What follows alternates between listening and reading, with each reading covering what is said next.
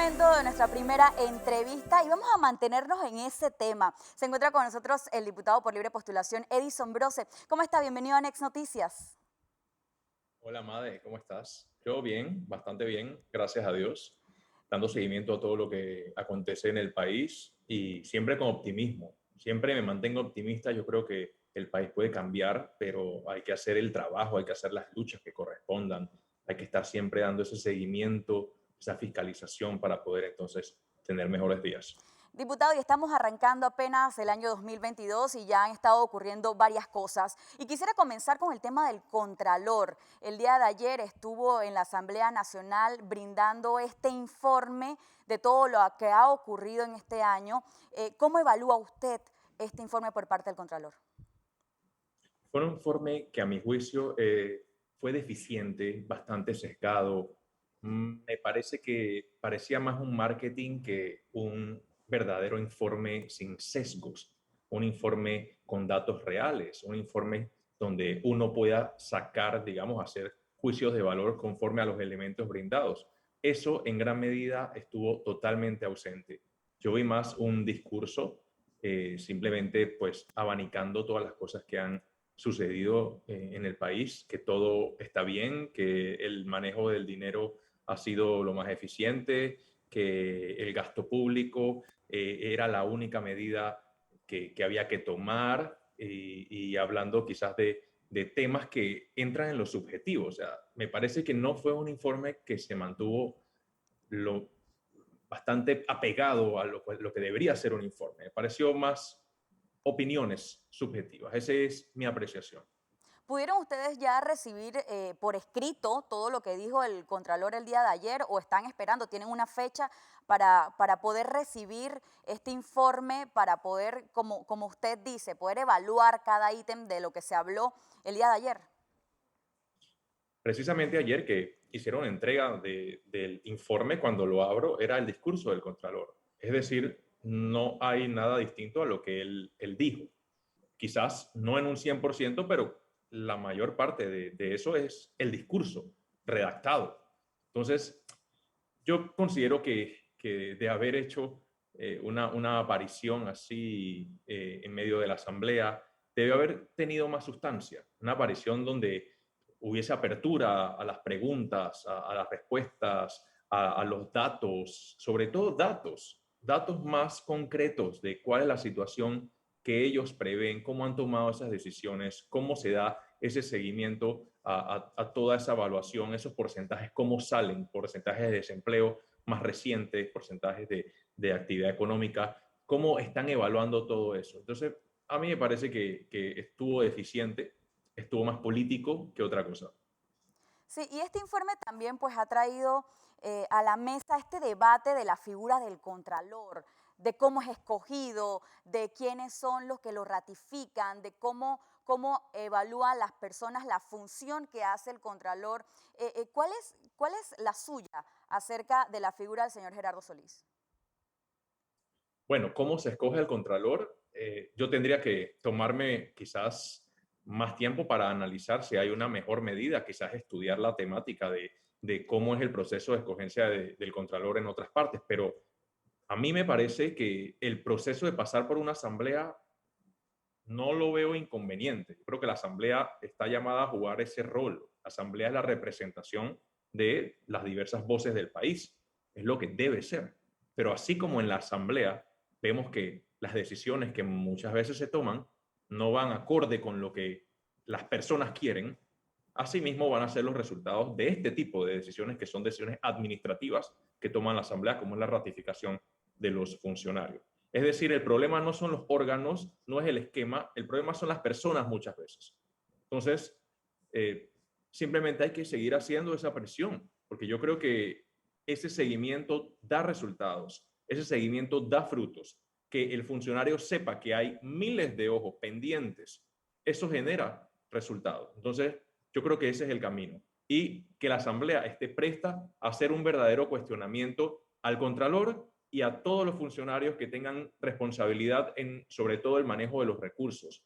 En esta pandemia se han gastado más de 3.000 millones de dólares en, digamos, dar respuestas en diversos ámbitos a la pandemia, pues todo ese dinero la Asamblea tiene que fiscalizar para poder evaluar si llegó a quienes debía haber llegado, si no se politizó en el camino, si todos estos programas que apuntaban a dar respuesta a muchas personas no terminaron simplemente apoyando a personas por afinidad política. Todas estas cosas la Asamblea tiene que pasar por ese proceso y debe tomarse eso en serio. Por eso es que la fiscalización es muy importante. El rol de la Asamblea no es únicamente hacer leyes. Hay que fiscalizar, sobre todo habiendo recién aprobado un presupuesto millonario superior al presupuesto anterior. Lo que corresponde es fiscalizar cómo se han utilizado esos dineros y cómo va a ser la ejecución presupuestaria también de este año. Definitivamente. Y hablando de pandemia, también quería consultarle, pues cambiando un poquito el tema, de este decreto que ya ha firmado el presidente de la República en el que se hace obligatoria la vacunación para funcionarios. Hemos visto tal vez en sus redes sociales pues una negativa para este decreto. Por favor, cuéntenos qué opina. Mira, el problema aquí no es la vacuna, el problema es la obligatoriedad. Cada persona tiene que tener su libertad individual para decidir si se quiere vacunar, si no se quiere vacunar. Eso es una decisión de cada una de las personas. Pero que el Estado empiece a obligar a las personas a tomar decisiones médicas personales, yo creo que eso está sentando un precedente muy peligroso, un precedente muy peligroso, porque hoy es la vacuna, mañana el Estado te puede decir no vas a comer más azúcar. Mañana el Estado te puede decir, nadie va a beber más porque también te puedes enfermar. Mañana te van a pedir una prueba de cualquier tipo de enfermedad cada día. Entonces, yo creo que son decisiones que no son correctas, son intolerables y la sociedad, para poder mantener la democracia que tenemos y las libertades individuales, no puede en ningún momento pasar esto desapercibido. Esto no es solamente la vacuna, es el tema del Estado mandando sobre la libertad individual. La libertad está en riesgo con este tipo de decisiones. Abre una puerta muy peligrosa.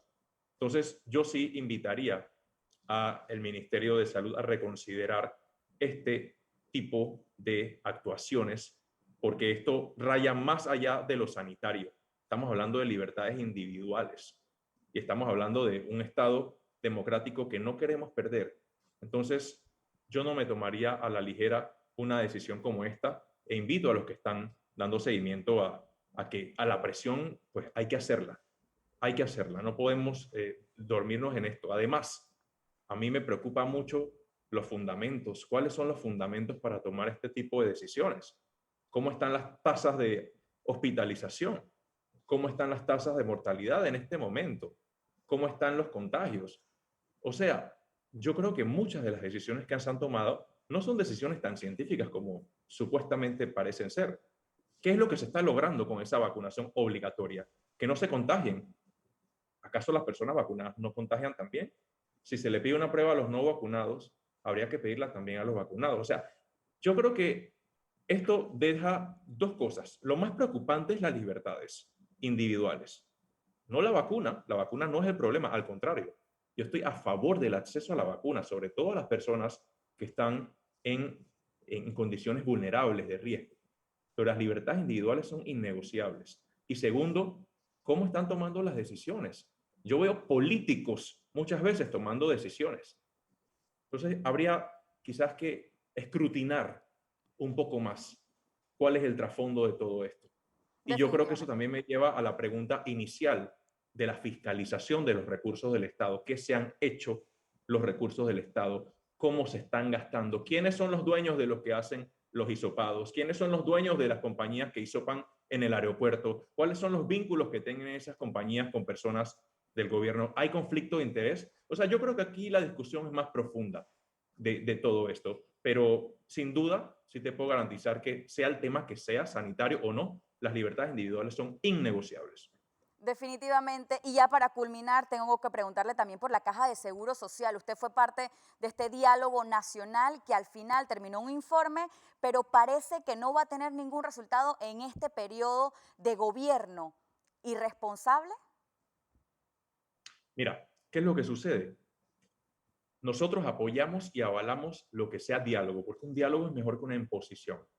pero tratándose pues de la Caja de Seguro Social, la mayor parte de los actores son actores que ya han estado en la Caja de Seguro Social, que ya han tomado decisiones en la Caja de Seguro Social, que son responsables de lo que ha hecho la Caja de Seguro Social, para bien, para mal, y todo lo que se puede hablar de la Caja de Seguro Social ya están ahí.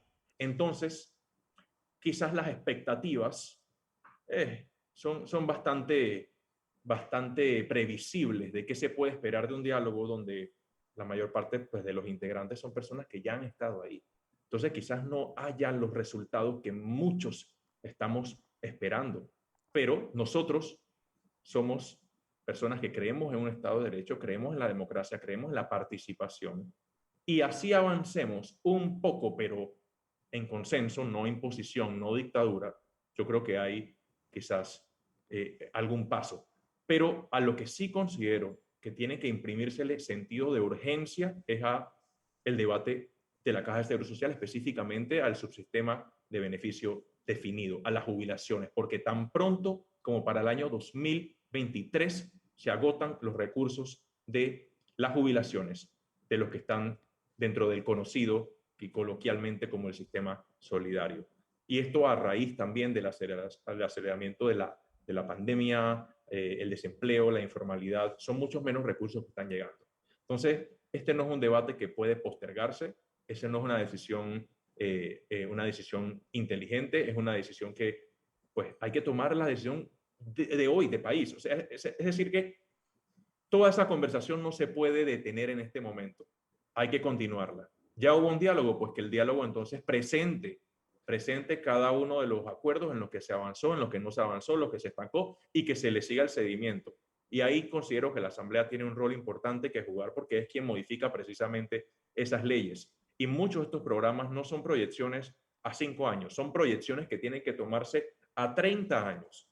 Entonces, hay un tema financiero, hay un tema de dónde va a salir el dinero para poder cubrir ese costo de transición entre un subsistema y otro, y es una de las interrogantes que está pendientes. Si dependiera solamente de los que queremos hacer cambios, ya tuviésemos la fórmula.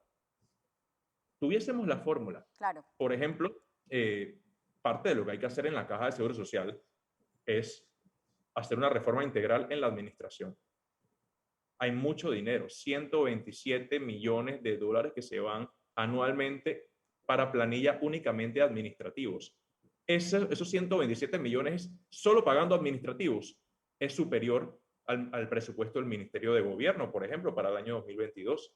Entonces, muchísima plata pagando administrativos para que cuando llamas al call center no te contestan, te tratan de manera grosera, o cuando tratas de hacer una cita te la dan en 6 meses, o cuando vas y te asomas a la Caja de Seguro Social, realmente te tratan como si no estuviese pagando tu seguro, o te piden la ficha impresa cuando hay una regla que pues la ficha tiene que ser digital y te la tienen que aceptar. Entonces hay una serie de contradicciones. Quizás subsanar eso no resuelve el problema del IBM, pero yo creo que sí hay que tomar decisiones difíciles, hay que tomar decisiones integrales en Claro, todo. claro, que todas ellas también, me imagino que para ellos tiene un costo político, así que me imagino lo difícil que serán.